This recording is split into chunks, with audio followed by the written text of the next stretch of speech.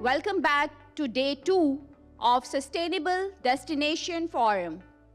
We are excited to continue our journey of exploring sustainable tourism practices.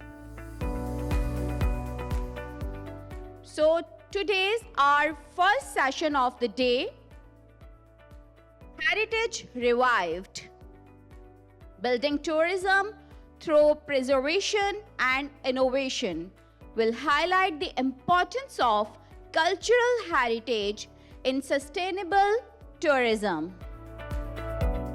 So please join me in welcoming our esteemed moderator, Dr. Abdul Samad, Director General of the Directorate of Archaeology and Museums, KP Government.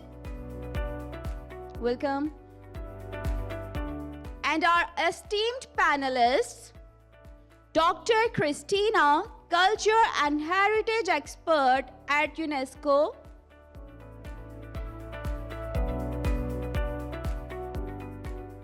next we have Mr. Kamran Lashari, Director General of World City of Lahore Authority.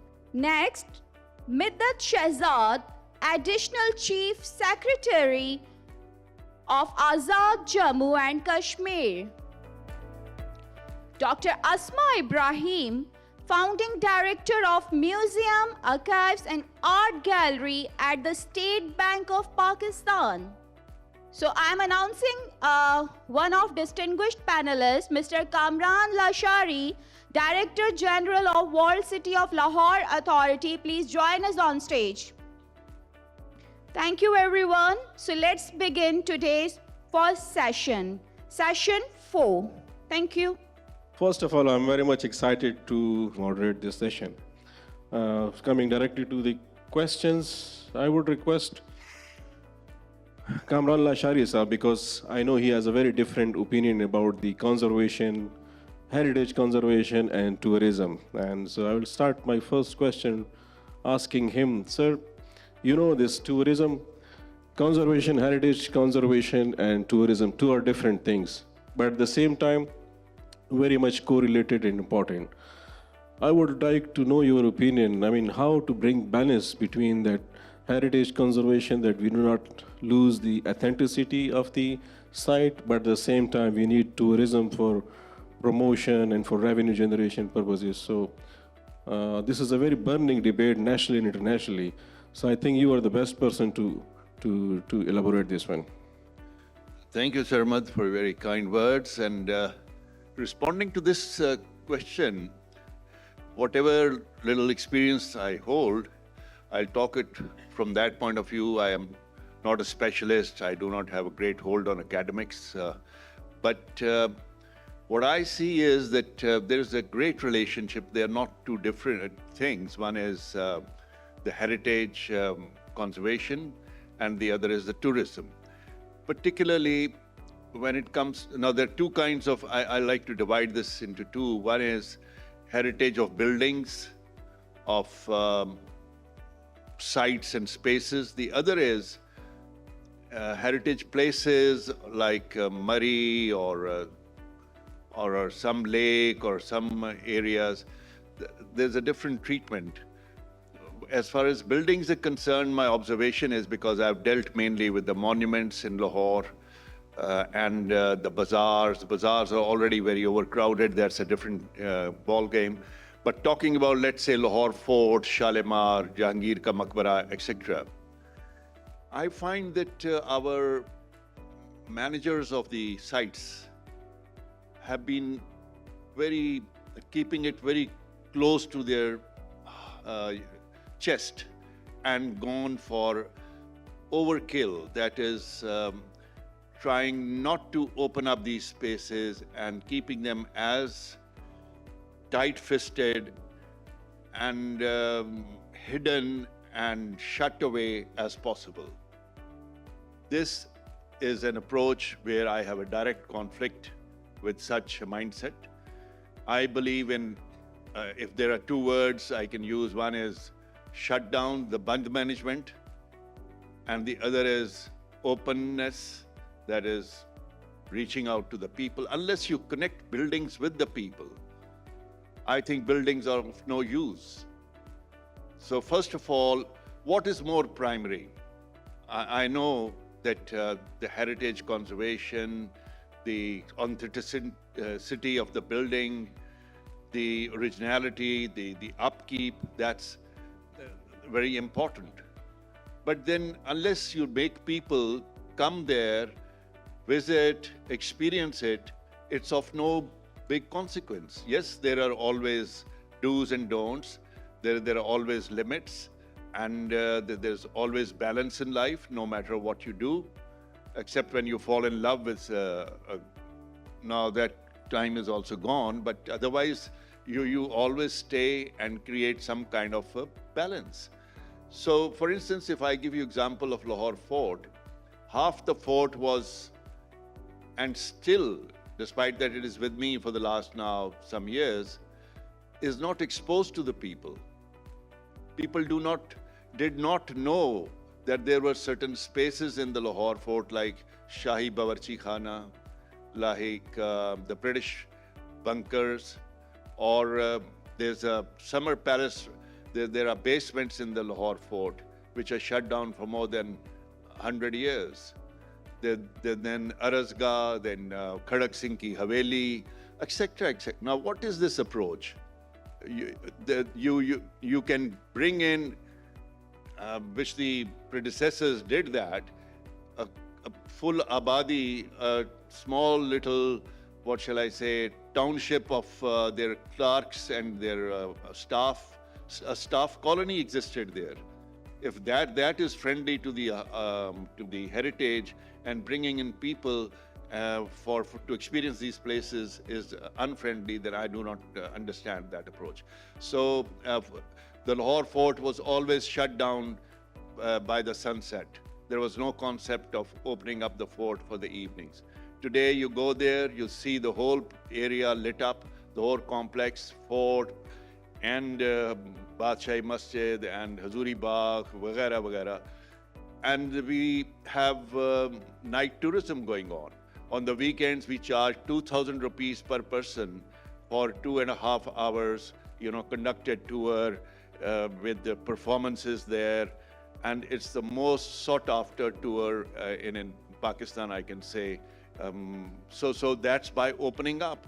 That's by creativity, innovations, and doing it in a manner that people start. Now, many people come to the fort or Shalimar and they say, we are coming after 30 years, we are coming after 40 years. Oh, jab main bachcha hota tha, chota sa hota tha, tab hum aaye the. And why are they coming now? Because of this new approach that is making it creative, making it friendly, making it a very happy experience for the people. So I think, by and large, before I monopolize the time, I would like to end on this note that yes, you need to play with the tickets if something is going beyond numbers. If this is a hall, this is looking good and organized because a certain number of people are sitting here. But if we bring 1,000 people, 2,000 people here, this will go haywire. So there have to be restrictions, either it's by invitation or it's by ticket or it's by some control system. But then not letting people, the more important problem is not the people, it's the upkeep and maintenance. I don't see that heart into the places by the managers. Jale lage hue hain, gand pada hua hai. Half the fort was like an open storage. Cheezein phenki hui hain, rakhi hui hain. So I think people are a blessing of Allah, and it's this Ashraful Makhlukat, and it's not Ashraful Amarat, so we must respect the people coming there. Thank you very much. Very interesting summary. I like the word band tourism or closed tourism. Asma, Ibrahim, you being a hardcore archaeologist and conservationist, what is your opinion about this band tourism or closed tourism? How to bring this balance between band tourism, closed tourism, and real tourism and archaeological heritage conservation? Thank you, Samat, and thank you, Kamran sir, for your very important input as tourist increment in the country. But to start with, as a conservationist, we believe on keeping the authenticity. That is very, very important for us. We don't want to destroy the authenticity of the structure, but at the same time, of course, we need tourists to visit the sites, and that's our prime objective as well, because we do believe in opening the tourism. So what we do usually, let me just brief a little bit about the conservation. When we are doing conservation, it's actually like there is a patient who comes to a doctor. So we diagnose what are the problems of the buildings. So we have to eradicate all those buildings problems. We have to check that why the building is actually deteriorating, what are the reasons behind it. So we have a totally different work as a conservationist than for the tourism, but I'll come back to that point. But people usually don't understand what is conservation. So like I did 4 or 5 projects of conservation, and it is very amazing when people come to the site and they say, oh, what are they doing for the last 3 years? We can't see anything. You know, nothing is done on the face. They can't see, because like just take an example of my latest project, Frere Hall. So we were there for the last 3 years, and we did the wiring, cabling, which was under the Burmatic floor. Then we dealt with the water seepage problem, which was coming on the Satakans, beautiful mural. So just doing the makeup of the building, we don't believe in that. So our work comes before Kamran Lashari Saab's work that we need to stabilize the structure. We need to keep it for another 100 years or so.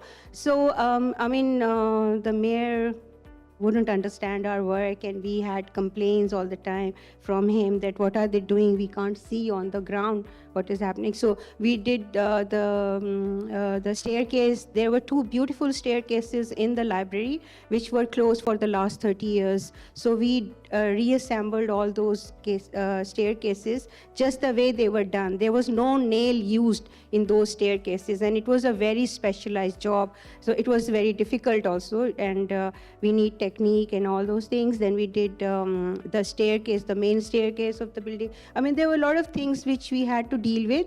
But when you go to the Frere Hall, even now, you won't feel that what work was done. The main work was the towers of Frere Hall, which were falling down. They were about to fall down. And same thing was with Varun Dev Temple. We just intervened in the right minute. So the sad thing, what happened with the conservation of Varun Dev Temple was it was done for the time period of 2 years, and when we finished it, the Hindu community came and they reconstructed the whole thing. I was just about to faint, and I wanted to leave this profession. I was so heartbroken. You know, I just couldn't believe it. And we had the funding from foreign country. They were there to visit, and they were also shocked. So, we have very difficult moments in conservation, and like coming back to the topic of the tourism, yes, I do encourage tourism, and I believe that these sites, now the Frere Hall and Indus Valley School, they're all open for visitors, for the tourists to see. We have established small museums for people to come and see what work we did. We publish that work regularly. It's on the website. It has different pages. What I would like to say here is that we should try to develop, like I'm talking about the World Heritage Sites, like Mohenjo-daro. Take example of Mohenjo-daro. On 14th of August, there are thousands of motorcyclists who are climbing on the site, and which is very, very damaging. So what we advise is that facilities around the site should be developed. There should be alternate events going on, like food stalls. There should be entertainments around the site in the city. But the visitors should know how to deal with the World Heritage Sites. That's very important. That's our job to teach them. And I'm sure Kamran Lashari Saab is doing it in a very, very professional way. And I'm really a great admirer how he has opened up all these sites. But talking about the other sites, he has a good team as well. So not only that, and he has interest in that. So we need many people like that. But for conservation sites, we need to involve communities like they have done in Lahore. The communities were on board all the time. Then when we leave a site, like an archaeological site after conservation, the communities are totally involved into that. Like take example of a site, Rumi, which I did long time back in Balochistan and Sindh borders. So we involved the communities. There were encroachers, there were treasure diggers. When we involved the communities, they were there, and we told them it's their own heritage, it's their treasure. We did a lot of events together with the communities. There were kids coming on, and we taught them what is heritage. So things like that, and I'm very happy that this conservation work which we did is still intact. There are a lot of people coming, and the communities they own the site. They no more do the encroachment on the site. They no more destroy the site. So these are the things that we need to do. Then what is the take back from a site? That's very important. Usually students and visitors come, and when they go back, they have nothing to take back. No souvenir, no information about the site. So we need brochures, we need knowledge about the site, and then souvenir which they can keep. But we have no such facilities at the sites that we need to pay attention to that. And who knows better than you that, but like you opened up the sites of Gandhara, and you have a lot of tourism from Korea and Japan. So this is the thing we need to do all over Pakistan. And we are lacking actually in Sindh. It's not that much developed the way the KPK and Punjab is doing. So, and when Balochistan, where I'm working nowadays, I'm establishing a museum for Balochistan government. But Balochistan, I feel so sad that we have nothing in Balochistan. The people are totally deprived. They don't know what is their heritage. And that was the reason that I was trying to establish a museum in Balochistan for the last 10 years, to at least teach the people that this is their heritage. They don't have to smuggle it out. So this is one major thing that we need in every province. We need a lot of museums to teach them that what is their heritage and how to take care of it. So I hope that it is the start in Balochistan. And you know, Balochistan is so rich in archaeology and heritage, but poor people, they don't know anything about it. So a lot of smuggling goes on there. So that's another way to encourage people, to encourage tourists and visitors to these sites and teach them about the sites. Is very, very important. I totally agree. I think the biggest problem in Pakistan we face is the awareness. I mean, people should know about the difference between preservation and then conservation and then restoration. So these three things are totally different things and need totally different mindset. And again, the last thing would be to promote heritage tourism. So first, we should be able to communicate what is preservation, what is conservation, and what is the difference between all these, especially when you're dealing with the heritage building. Our next panelist is Midhat Shehzad. I'm a big fan. Though she is a bureaucrat, but she is an enthusiast. In a different capacity, I saw her. She was involved in Azad Jammu and Kashmir, archaeology, museums, tourism promotion. Currently, she is additional chief secretary, but still she is, I think this subject is close to her heart. How you see this discussion, like the heritage conservation and tourism, and problem between the balance between both of them back in Azad Jammu and Kashmir. So I'll be very much interested to know the bureaucrat opinion about this. Thank you so much. First of all, I'm grateful to the organizers of this seminar plus this panel discussion.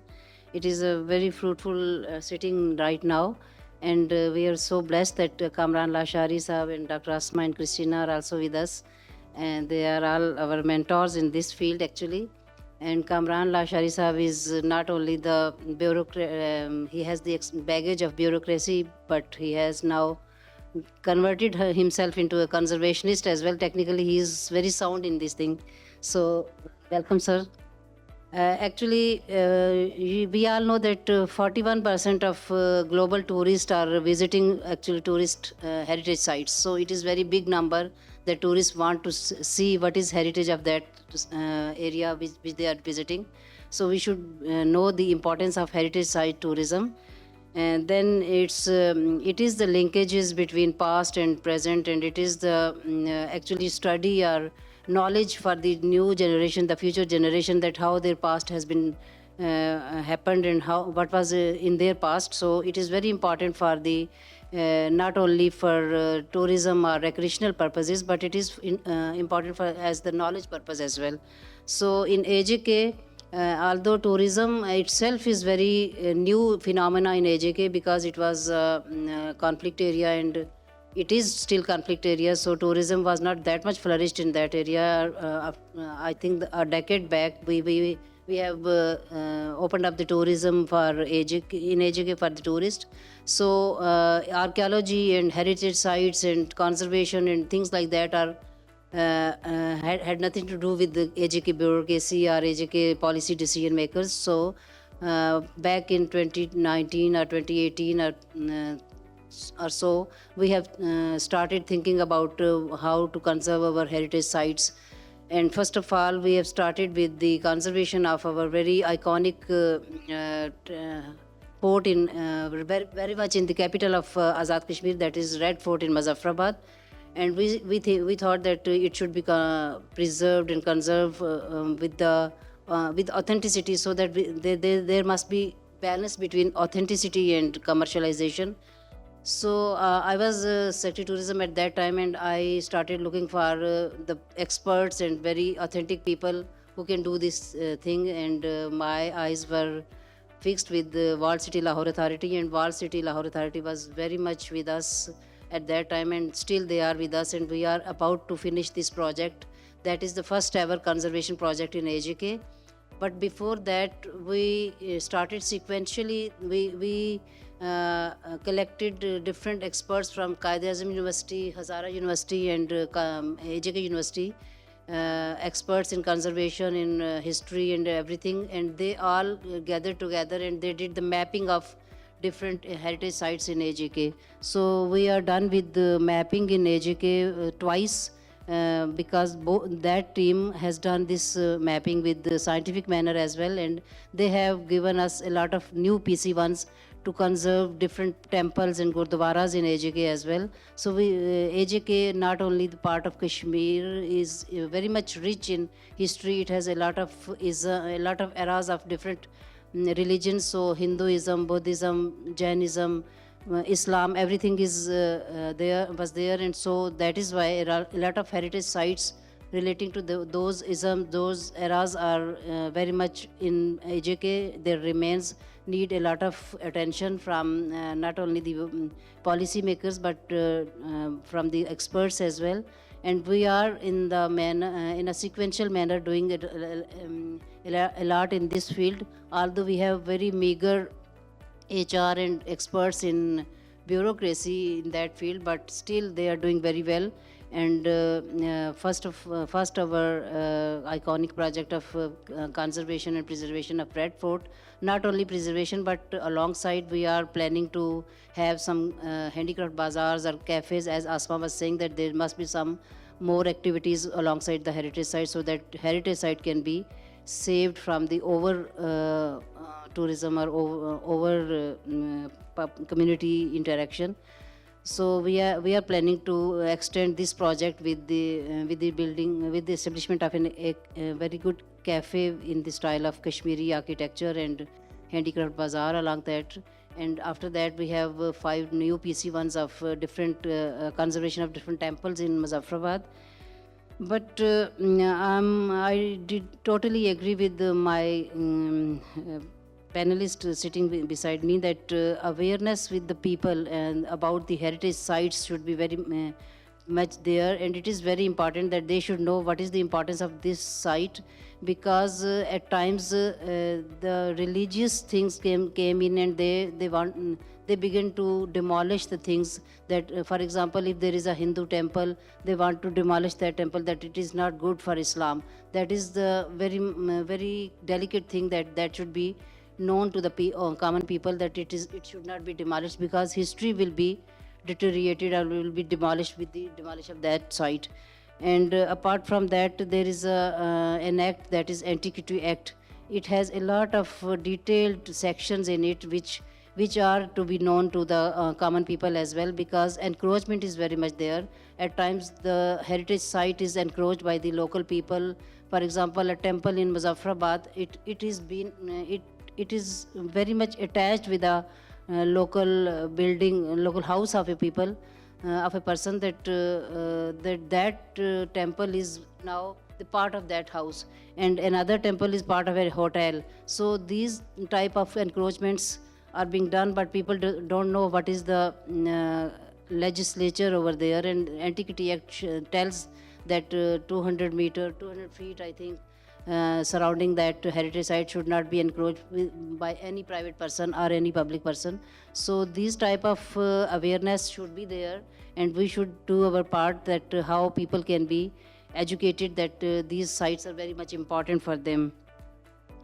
And there was a very good suggestion by Kamran Lashari sahab that night tourism should be there, and we are also planning to lit the Red Fort in Muzaffarabad, so that there must be some night tourism.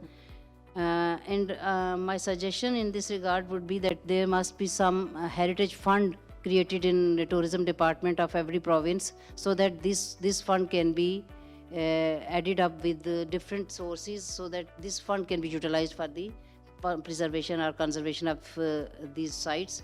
And last but not least, digital tools should be used to enhance its importance and its accessibility to every part of globe, so that footfall can be reduced and accessibility can be enhanced with the use of these digital tools. So this is so far in education. Thank you very much. Madam, yes, of course, you are absolutely right. The part of Azad Jammu and Kashmir is very much less known about when it comes to cultural heritage. We need to do more researches, we need to open more archaeological sites and do conservation work, and you are doing amazing work. Coming to Christina, are you feeling still cold? No, you're okay. Okay. You have been in Pakistan, it's been a while, and you have been traveling a lot. I'm following you. You have seen a lot of our archaeological sites, and now currently you are working for UNESCO. I mean, what is the UNESCO policy on this issue of heritage conservation, authenticity, and also opening the site for tourism purposes, the balance issue? So, first of all, thanks to the organizer, and thank Dr. Samad and all the panelists who are friends already. Yesterday, perhaps I start with something. Yesterday I was attending another panel and listening to what they were saying here in the morning about how tourism can be developed, etc. And I was thinking, sometimes the tourism industry forget about the focus.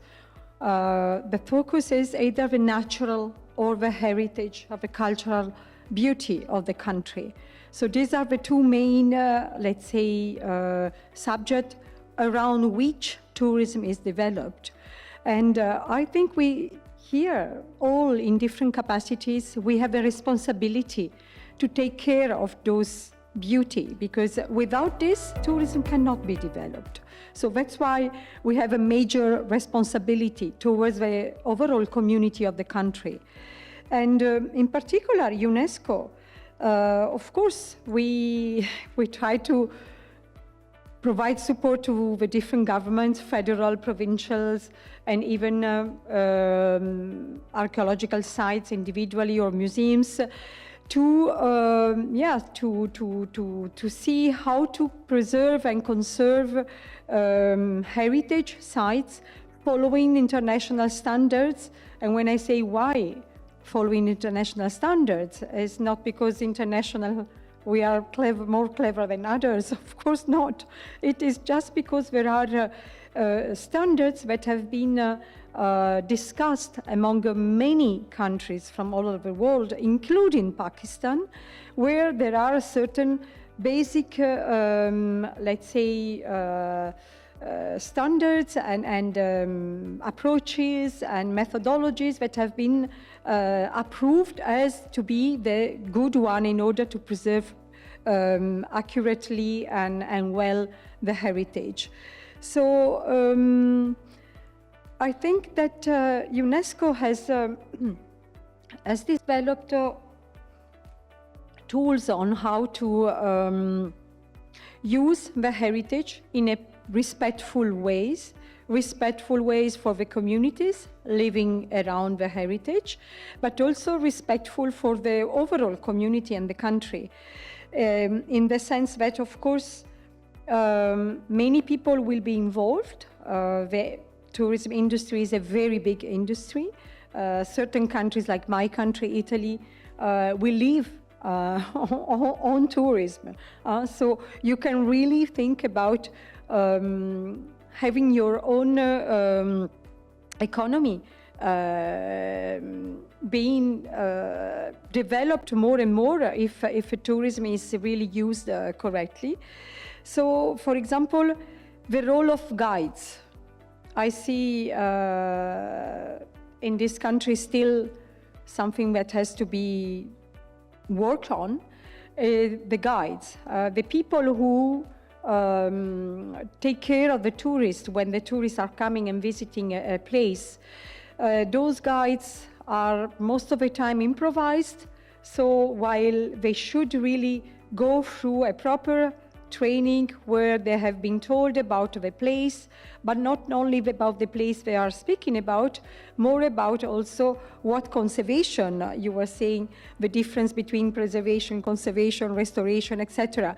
So we don't want to have everybody cannot be specialist, but at the same time we could, the guide themselves, they could receive some basic information so that they can explain also to the tourists why they cannot, for example, go in certain area of an archaeological site, why those areas have been confined and people cannot access. So if you have a guide, well-trained, who can say why you cannot go, of course, the tourist will understand better and will respect much more the site. So, because at the end, it is an issue of understanding and knowledge, which make the people more respectful to the heritage. Perhaps one word about policies, and which of course is one of the main responsibility of UNESCO also. I think we should work together, all the different provinces, and the federal level and the different authorities like the World City Authority, but also museums in Pakistan, together to develop a well,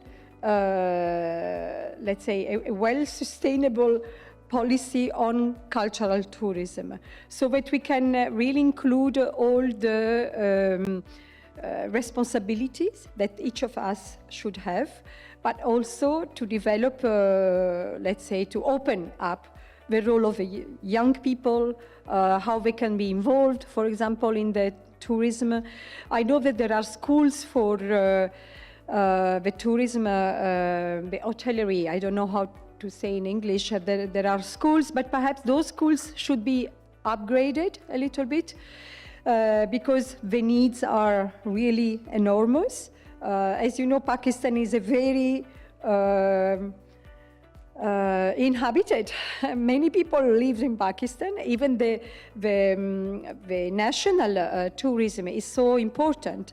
But I think the schools of the linked with the tourism should be revised, should be upgraded, where guides will have also a proper training, where the people of the hosting facilities will have a proper training, etc. So I think these are the areas where we as heritage professionals, we could contribute in order to have things done in a more respectful way. Thank you. Thank you, Christina. Just before starting this panel, I met a young man who is sitting here, and he was talking about, he's running this Indus Caravan, and one of the biggest problem he was facing is this NOC issue. So my question would be again policy related, and from Kamran Lashari Sahab, who remain a policy maker and still is very much involved. So, I mean, what would be your suggestion for policy maker in Pakistan to again, like keeping in mind our financial resources, investment on heritage, and also international good practices? What will be your suggestion for policymaker for this field? Policymakers seem to be insensitive to the happiness, to the ease, and to create a more conducive atmosphere for the people. So they love to create restrictions, barriers, and create a special niche for the VIPs, that there's a different world in this country for if you have connections and network, and there is a different world for people who are the general public. So a lot of times to me it seems that we are a country ridden with NOCs. And we are a country with barriers and barricades, and the barricade exists here. It's a barricaded mind. We do not want to open up. Look at the country. We do not have a neighbor. There's nobody who comes to Pakistan. There's nobody who can go out of Pakistan. I do not have a neighborhood. It's a band management. It's a closed mindset that I'm talking about. And this starts at the political level, at the religious level, at the even the social, and particularly the policy makers. My neighbor today is UAE.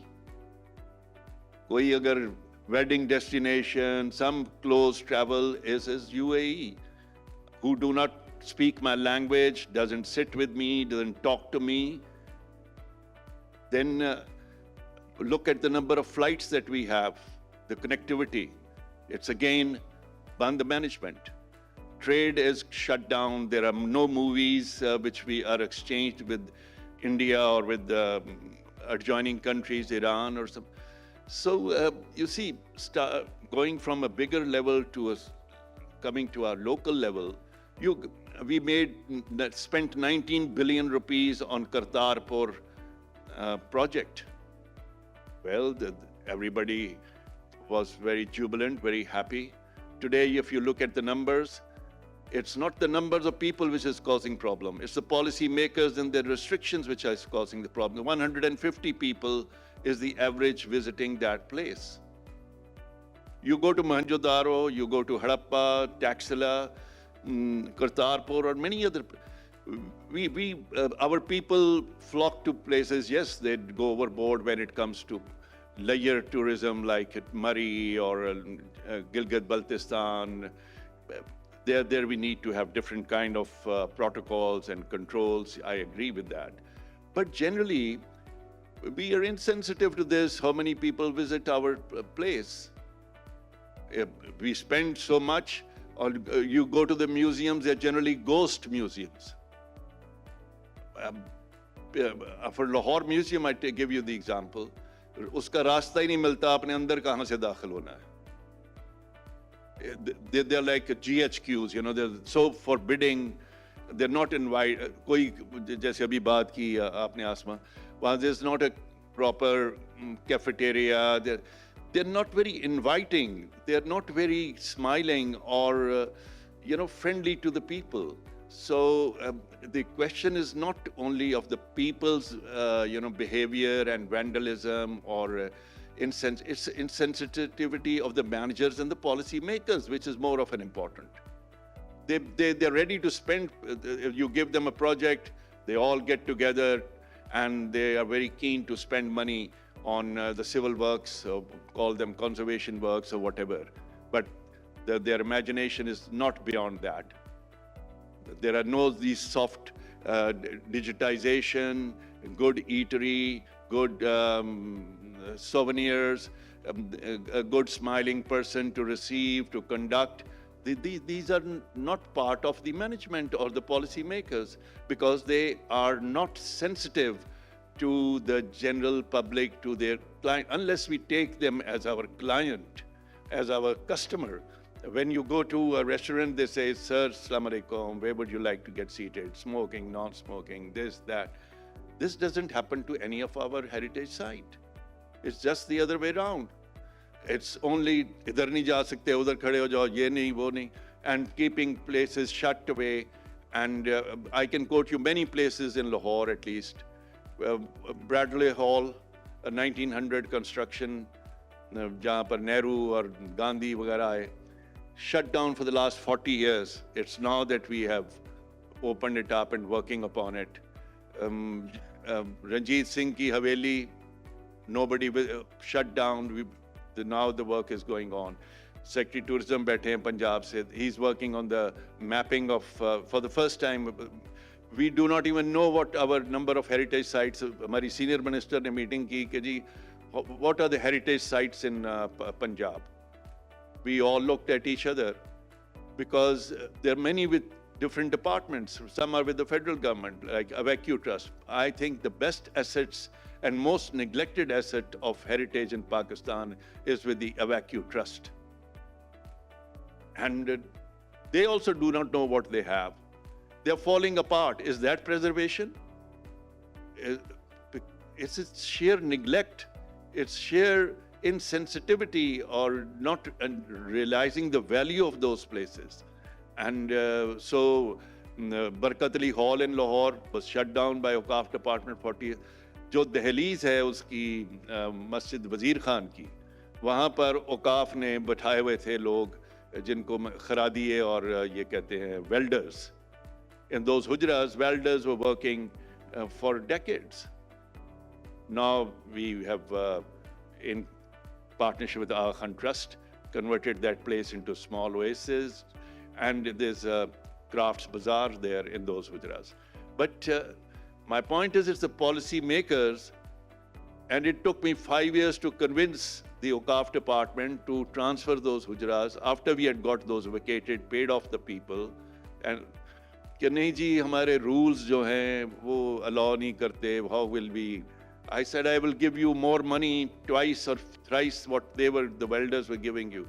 It took me 5 years, 3 governments to convince Awqaf department. So playing with the rules, creating hurdles, and making things difficult, then you come to police. मैं एक बात कह के जरा बात को खत्म कर.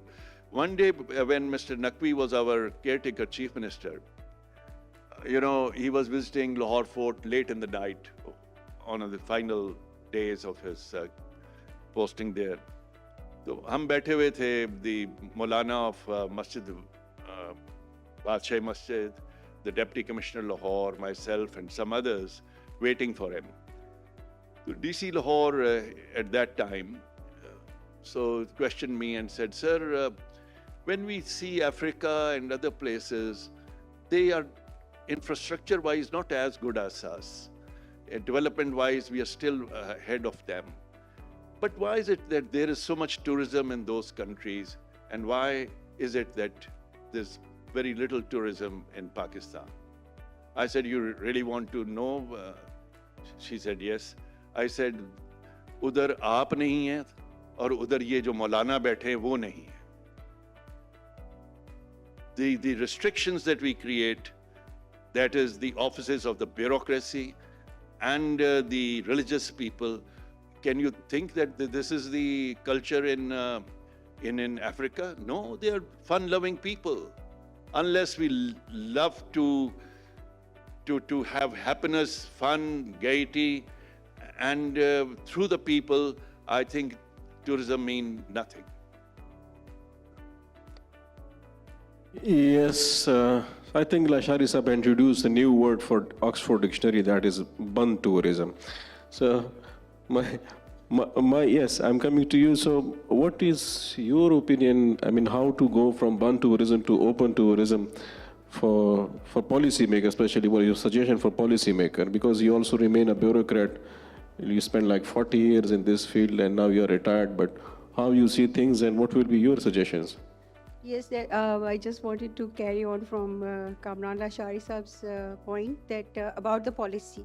Yes, so recently I've been trying to emphasize about the natural heritage inclusion in the World Heritage Sites, but nobody knows about it. The committee, actually the committees which are devising these rules, who are making these policies, are very much in isolation than what we are. We professionals are not part of those committees. Even the tourism agencies are not part of that. And I believe that there should be a representative of tourist industry. There should be a representative of hotel industry, and there should be representative or a professional from archaeology department who should be part of these committees who are devising these rules and making these policies. So they are done in total isolation, which we don't understand. And one or two times they made a mistake to take me into the committee, and when I suggest something, then next time I'm not invited into that committee, you know. So they're done in a way that we are not part of that, and when these policies come to us, we cannot do anything because they are approved. But most of the policies are not implemented. Most of the laws and rules which are there, they are not implemented. We have sometimes very fancy rules and policies, but they are not implemented. So I would suggest, I mean, I always suggest on every forum that these people should be part of the policy making committees. I suggested, and then one of the federal minister, they said, no, we have a very big committee, we cannot include any more people. So they were all people who were not concerned with the issues we are facing, we are discussing here. So these are two things. Here we are discussing. I mean, I discuss it at so many forums that I'm just tired of talking about it, you know. Nothing happens because we come here, we talk, and then nobody who is actually directly linked to this issue, they are here or they are about to, soften their rules, or they're there to include us into those things, because like Kamran Sahab said, they are not interested. They are making a policy because they have to make a policy. You know, it's like a course book, so not practical. Thank you. We have a Midhat Shehzad Sahaba. She's a bureaucrat and a main culprit here. You have to answer about this issue, this policy and rules and regulation and everything. That I'm misfit over there, and now every gun is towards me. But being bureaucrat, I can share my experience that when we started thinking about the archaeological sites and their preservation and everything, and even the mapping of those sites, and before I ventured into it, there was a mapping done by the Department of Tourism, and that was just the listing of those things that which are tangible, which are very much seen over there. That for example, 4 temples are in Muzaffarabad, 3 forts are in Mirpur, 1 Gurdwara is here, 1 is there. That is the mapping style of tourism department. Then some students from Khyber University started another effort that they were into the mapping of AJK heritage sites. But when I took over the charge, I started to engage different experts from the private sector, from the universities especially, not only the conservationists, but archaeologists, historians, architects, and a bunch of different experts. I gathered them and I took the responsibility that I took the point to the cabinet of the AJK government. I presented before the cabinet that these experts should do this, because this is their work, not the work of tourism department. So I engaged them with the help of cabinet decision that this group of experts from different universities will do the mapping scientifically, and not only mapping the different sites, exploring new sites, and not only exploring, but they will give us some 5 or 6 PC ones prepared by the experts, so that we can start our conservation work from pilot project from these sites. So I did fight with the bureaucracy, although I was also bureaucrat. I'm still part of government, but I went to the level of Prime Minister and cabinet. Then the story came about the Red Fort. At that time, there was an advertisement before me when I took over the charge, and some contractors, the normal contractors were having that project in their hands. I stopped the work over there, and I again initiated this scheme that it should be done with the help of Aga Khan Foundation, our Walled City Lahore Authority. Unfortunately, Aga Khan were not with me, but when I met with Kamran Lashari Sahab, I requested him that you should be with us. And he again said that there are some bureaucratic hurdles, so you have to approach Chief Minister of Punjab and Chief Secretary of Punjab and things like that. So I did a lot of ordeal in this thing, but I did succeed in that again, and I engaged Walled City Lahore Authority for the conservation of that. So there must be some passion in the bureaucracy as well, and things can be maneuvered and things can be done within these rules as well, because there are a lot of rules which favor these things as well, but we are not following those rules, and we are very much stereotype in this regard. So I suggest that this suggestion is very apt from Dr. Asma, that experts from outside, from the market, should be involved with the bureaucracy so that we can have better decisions and right decisions. Madam, I totally agree. Tourism should not be treated like any other government department because it's a very diverse field. Almost everybody is responsible when it comes to tourism. Even the rickshawala is also a stakeholder. So it should not be exclusive, but should be inclusive approach when we are dealing with the heritage tourism or tourism. So Miss Adiba Khalid, Chief Marketing Officer of PTM, will distribute the certificates to our expert speakers. First, it goes to our moderator, Dr. Abdul Samad.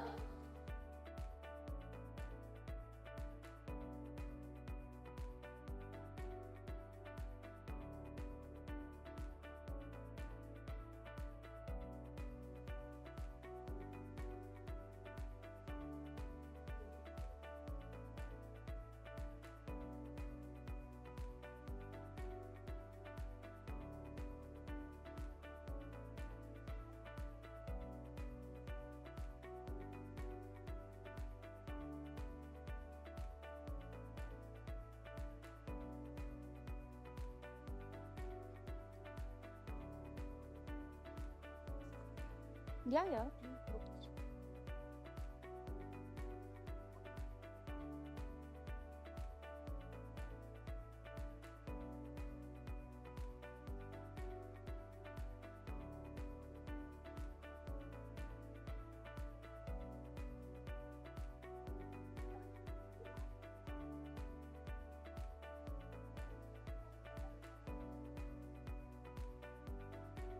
Once again, thank you to our expert speakers. You all are requested to please take a group photo with your certificates. Thank you.